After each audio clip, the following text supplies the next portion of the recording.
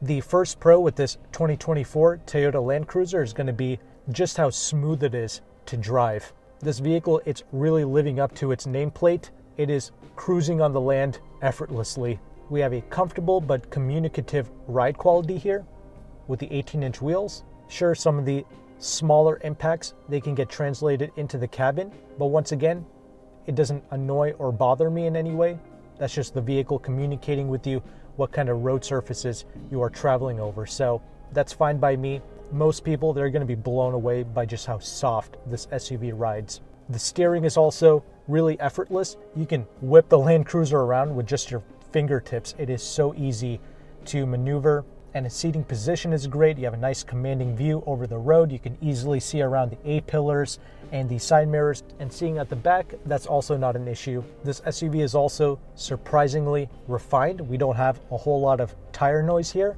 We can thank the Yokohama Geolandar tires for that as well. These are pretty quiet tires, and we just get some subtle wind noise and some subtle wind buffeting, especially at the highway speeds. Again, it doesn't annoy or bother you in any way. This is a fantastic daily driver, and I don't really want them to change anything regarding the way this drives. But I guess I will mention just one subtle con, which is going to be there is some floppiness in the way that this handles. So being a softly sprung SUV that sits up a bit higher, you do notice some of the weight being transferred. In the corners, there is a bit more lean, but that's really when you drive it harder.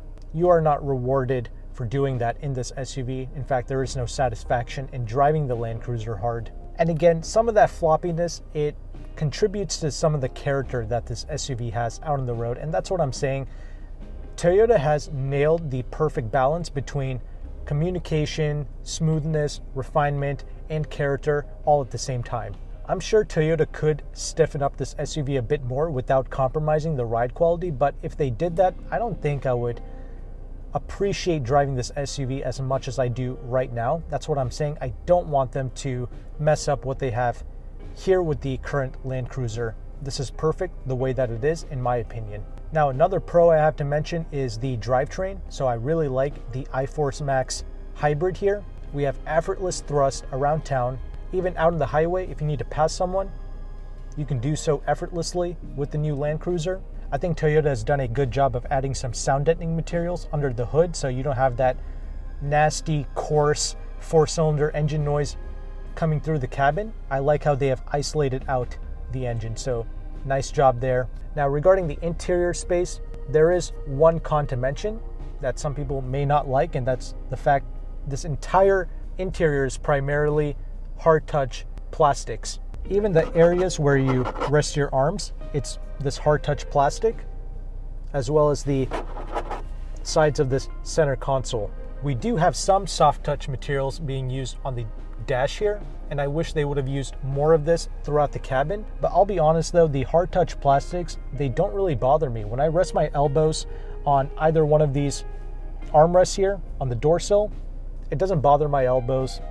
It never gets fatiguing. In fact, the cheaper hard touch plastic interior combined with this really refined driving quality, it makes for kind of a ironic pair, and once again, it adds to the charm of this SUV.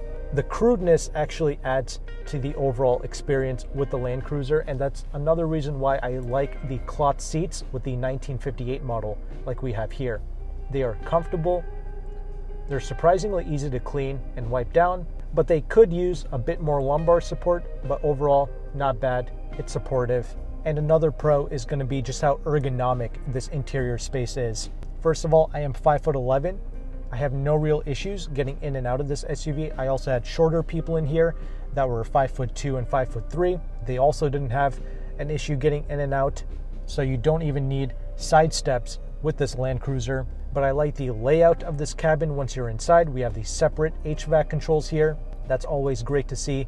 And with the base 1958, we have the smaller 8-inch infotainment, which again, that's not a problem for me because you can reach every area of the infotainment without any issues. And we also have wireless Apple CarPlay and wireless Android Auto. Even the base audio system, I would consider that to be a pro. It has life, it has punch. The clarity isn't bad, but you do have to crank up the volume a bit.